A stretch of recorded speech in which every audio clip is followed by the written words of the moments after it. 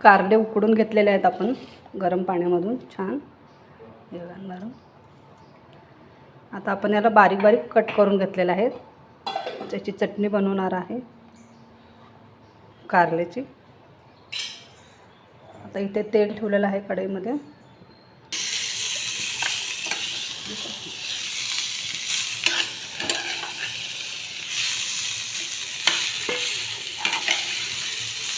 थोडंसं तेल टाकलेलं याच्यामध्ये कढईमध्ये परतून घेत आहे.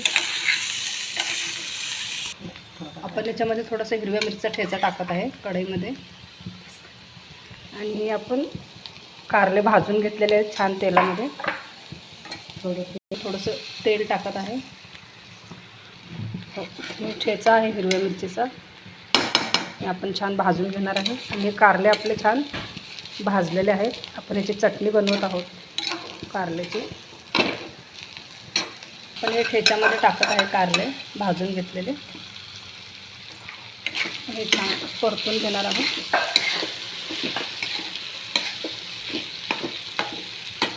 त्यानंच कोट टाकणार आहे थोडंसं याच्यामध्ये.